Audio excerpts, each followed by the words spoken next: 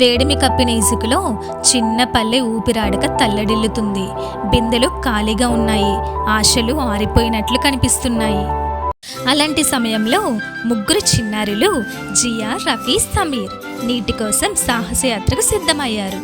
ఇంతకాలం నీటి కోసం ఎదురు చూసాం, కానీ ఇప్పుడు మనమే వెతుకుదాం. ఒక పాత గదిలో దాగిన పుస్తకం వారిని ఓ అంతర్యాత్మకు పిలిచింది. అందులో ఉంది నీటి మర్మం, ఒక పురాతన రహస్య పదం. ఈ పుస్తకాన్ని తాకగానే నా గుండె గడగడలాడింది. వాళ్ళ చిన్న అడుగులు పెద్ద లక్ష్యం కోసం ఎండలు మండే ఇసుకల మధ్య ఒక అసాధ్యాన్ని సాధించేందుకు సాగాయి. అరే చూడండి, ఎంత వేడిగా ఉందో, కానీ మనం తగ్గేదే లేదు. మన గమ్యం నీటిని కనిపెట్టడం. కొంత దూరం ప్రయాణించగా కళ్ళ ముందు నీటి చెరువు కనిపించింది. కానీ అది ఒక మాయ, ఓ మిరేజ్. సమీర్ జారిపడగా ఆశలు కొద్దిగా తడిసి ముడిచినట్లయ్యాయి.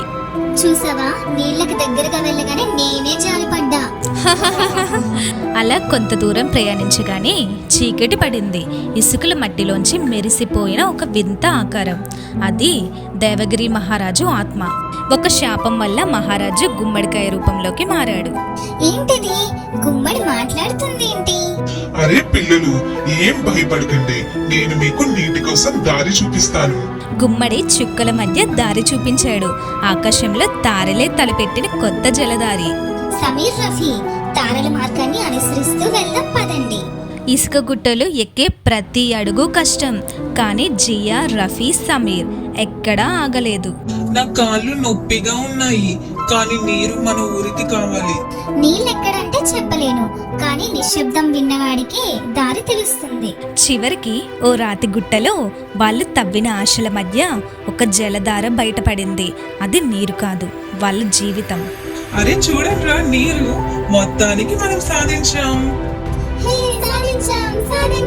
చిన్న చేతుల్లో నీటి గిన్నెలు, కానీ గుండెల్లో మాత్రం ఒక ఊరి ఆశ.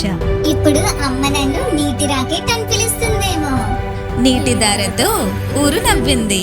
ముగ్గురు పిల్లలు ఊరి గర్వంగా నిలిచారు. ఇప్పుడంతా వాళ్ళు పిల్లలు కాదు, వాళ్ళు జల సంరక్షకులు. నీటి విలువను అర్థం చేసుకున్న నిజమైన హీరోలు. కావలసింది సాధించడానికి ఆ పిల్లల్లా ఎంతో ధైర్య సాహసాలు కావాలి. ధైర్యంగా మనం వేసే ఒక్క అడుగు చాలు విజయం మన సొంతం కావడానికి. ఈ సాహసయాత్ర మీకు నచ్చినట్లయితే మా ఛానల్ని సబ్స్క్రైబ్ చేసి వీడియోకి ఒక్క లైక్ చేయండి.